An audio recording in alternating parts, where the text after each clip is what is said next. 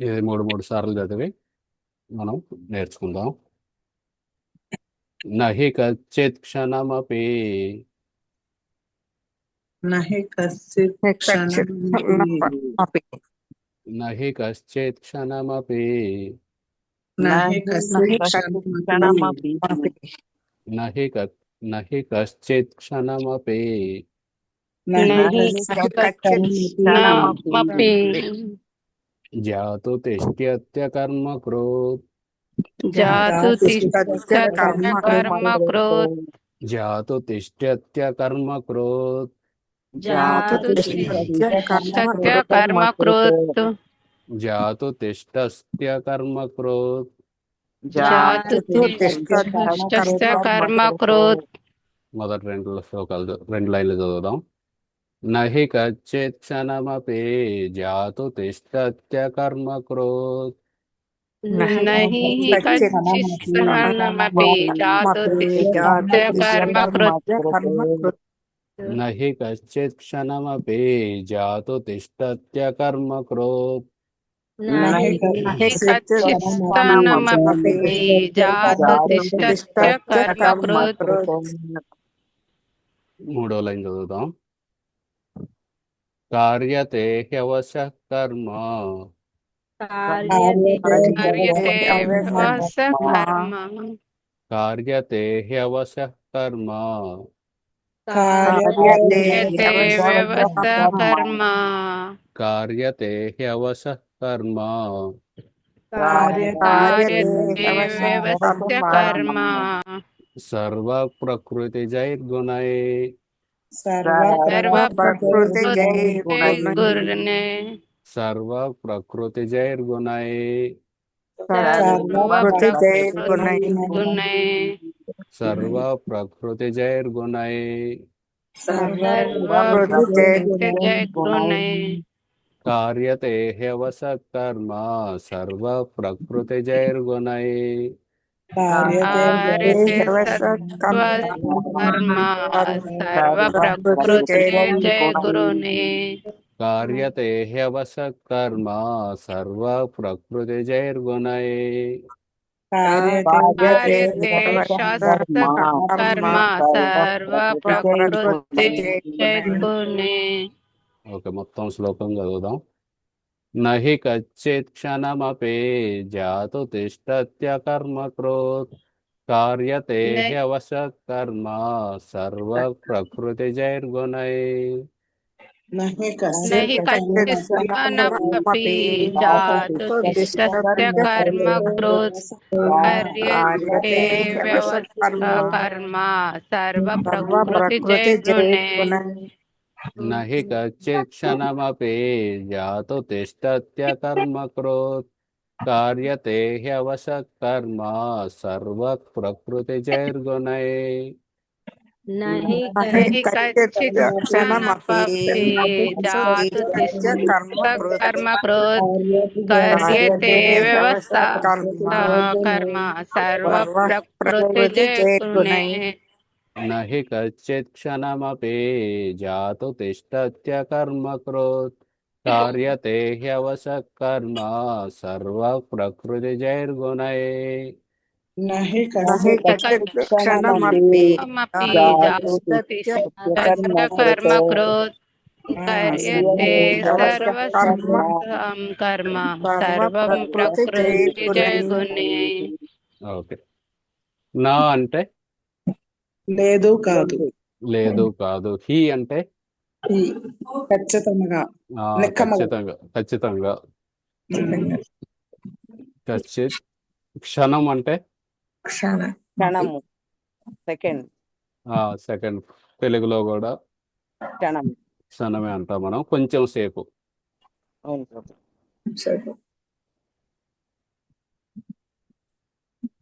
ఇంకేమున్నాయి? సర్వ అంటే అన్ని. ప్రకృతి మన ఈ ప్రకృతి.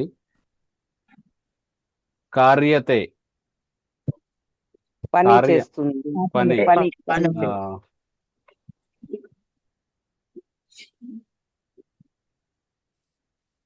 ఓకే, మిగతావి చూద్దాం.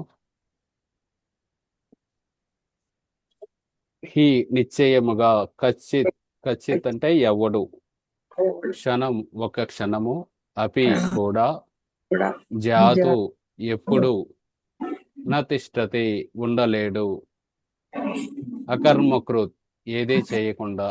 కర్మకృత్ అంటే కర్మను చేయటం, అకర్మకృత్ అంటే అది వ్యతిరేక పదం అయింది. వ్యతిరేక పదం అవటం వల్ల ఏది చేయకుండా, ఏమీ చేయకుండా ఒక్క క్షణం కూడా ఎవరు ఉండలేరు అన్నమాట ఈ లోకంలో.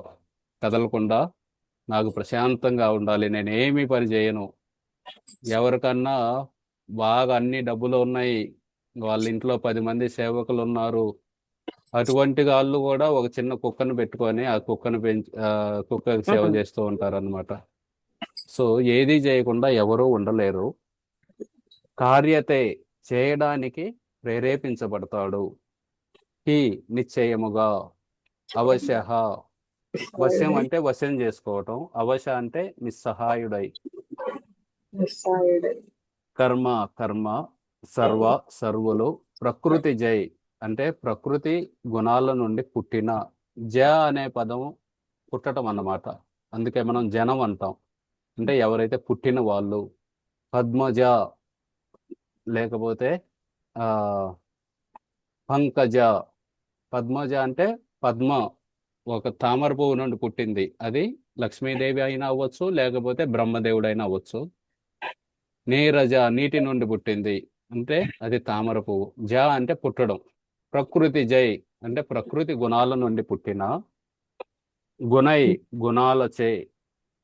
గుణాలంటే సత్వగుణం, రజోగుణం, తమోగుణం. ఈ విధంగా ఆ ప్రతి ఒక్కడు కూడా ఒక్క క్షణము కూడా ఏది చేయకుండా ఉండలేడు. ఏదో ఒకటి చేయడానికి ప్రేరేపించబడతారు. ఏమి ప్రేరేపిస్తుంది? అది గుణాలు అన్నమాట. సత్వగుణం, రజోగుణం, తమోగుణం. ఆ గుణాలు ప్రతి ఒక్కరిని ఏదో ఒకటి చేయడానికి ప్రేరేపించబడుతున్నాయి. అందుకే అర్జునుడు చెబుతున్నాడు అన్నమాట, నేను ఈ యుద్ధం చేయను, మా తాత ఉన్నాడు, మా గురువు గారు ఉన్నారు, మా బంధువులు ఉన్నారు, వీళ్ళందరినీ చంపి సాధించేదే ఉంది, అది పాపము. వాళ్ళందరినీ చంపితే ఈ పిండ దానాలు ఇవన్నీ ఆగిపోతాయి, కాబట్టి నేను ఇవన్నీ చేయను అంటే, కృష్ణుడు నేను వెళ్ళి సన్యాసం తీసుకుంటాను, ఒక అడవిలో కూర్చుంటాను, ప్రశాంతంగా ఏమీ చేయకుండా నిశ్శబ్దంగా కూర్చుంటానంటే కృష్ణుడు చెబుతున్నారు అలా ఎవరో ఉండరు. ప్రతి ఒక్కడు, ప్రతి ఏ పదం ఇక్కడ? ప్రతి ఒక్కడు, సర్వ ప్రకృతి గుణాల నుండి పొందిన, ప్రకృతి జై గణై, ప్రకృతి జై గుణై పొందిన లక్షణాలను అనుసరించే అవశుడై,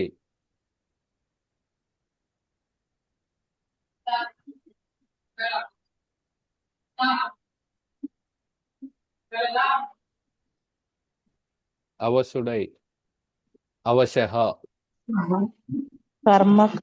అవశః కర్మలో ప్రేరేపించబడతాడు.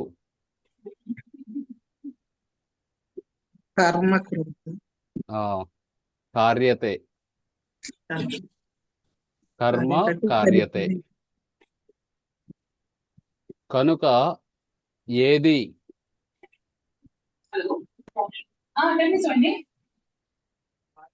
ఏది ఏది అంటే ఎక్కడ వచ్చింది? నహి ప్రభుజీ. అకర్మకృత్. అకర్మకృత్ అంటే ఏది చేయకుండా. క్షణకాలమైన,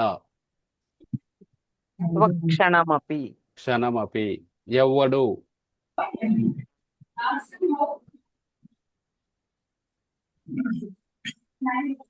కశ్చిత్. కశ్చిత్ అంటే ఎవ్వడు. చూడండి రెండవది, కశ్చిత్ ఎవ్వడు ఉండలేడు.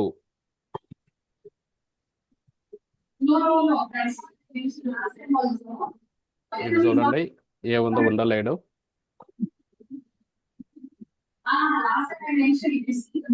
ఏ పదం? ఉండలేడు. నతిష్టతి. ఇది నతిష్టతి. ప్రతి ఒక్కడు ప్రకృతి గుణాల నుండి పొందిన లక్షణాలను అనుసరించి అవశుడై కర్మలో ప్రేరేపించబడతాడు. కనుక ఏదీ చేయకుండా క్షణకాలమైన ఎవడు ఉండలేడు. కాబట్టి అర్జున, నువ్వు ఏమీ చెయ్యను, నేను అడవికి వెళ్ళి ప్రశాంతంగా ఉంటాను అంటున్నావు. అది కుదరదు. అక్కడికి వెళ్ళి నువ్వు భిక్షాటన చేసుకుంటూ ఉంటావు. అక్కడికి వెళ్ళి ఎవరైనా తిట్టారనుకో, ఆ, ఇంత శరీరం బాగానే ఉంది కదా, వెళ్ళి ఏదో పని చేయొచ్చు కదా అంటే అప్పుడు కోప్పడి వాళ్ళని శిక్షిస్తావు. వాళ్ళని శిక్షించే బదులు ఇక్కడ అధర్మంలో ఉన్న ఈ దుర్యోధనుడు వీళ్ళని శిక్షించు అని చెబుతున్నారు.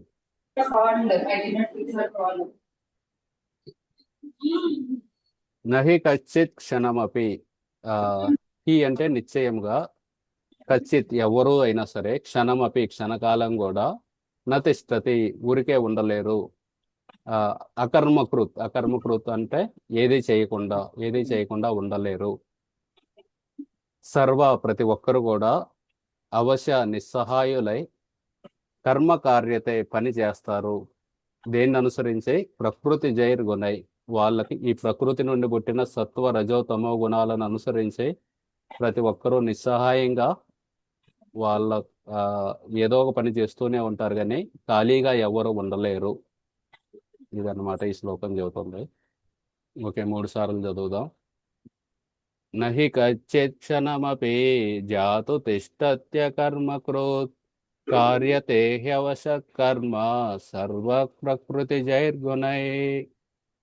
నహి కచ్చిత్ క్షణమపి జాతు తిష్టత్య కర్మ కృత్ కార్యతే హ్యవశ కర్మ సర్వ ప్రకృతి జైర్గుణై. నహి కచ్చిత్ క్షణమపి జాతు తిష్టత్య కర్మ కృత్ కార్యతే హ్యవశ కర్మ సర్వ ప్రకృతి జైర్గుణై. నహి కచ్చిత్ క్షణమపి జాతు తిష్టత్య కర్మ కార్యతే సర్వస్య కర్మ సర్వ ప్రకృతి జైర్గుణై. నహి కచ్చిత్ క్షణమపి జాతు తిష్టత్య కర్మ కృత్ కార్యతే హ్యవశ కర్మ సర్వ ప్రకృతి జైర్గుణై. నహి కచ్చిత్ క్షణమపి జాతు తిష్టత్య కర్మ కృత్ కార్యతే హ్యవశ సర్వ ప్రకృతి జైర్గుణై. ఇది ముందే పంపలేదు ఈ శ్లోకం ఒకటి, దానికి తోడు రెండవది ఇది కొంచెం కష్టమైన శ్లోకం. నేను ఎవరిని ఆశించడం లేదు, నేర్చుకొని ఉంటారని. ఒకవేళ ఎవరైనా నేర్చుకొని ఉంటే చెప్పచ్చు.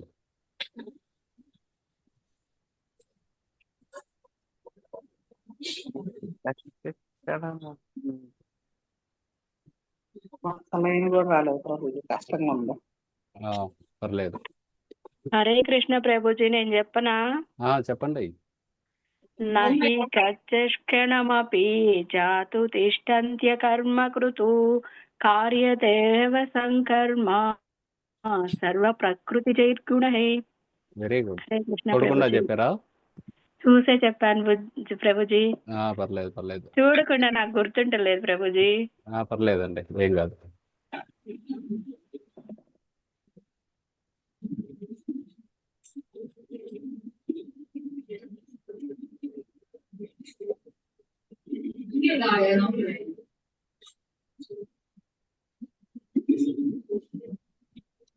సరే, నెక్స్ట్ వీక్ నేర్చుకొని ఉండండి ఇది.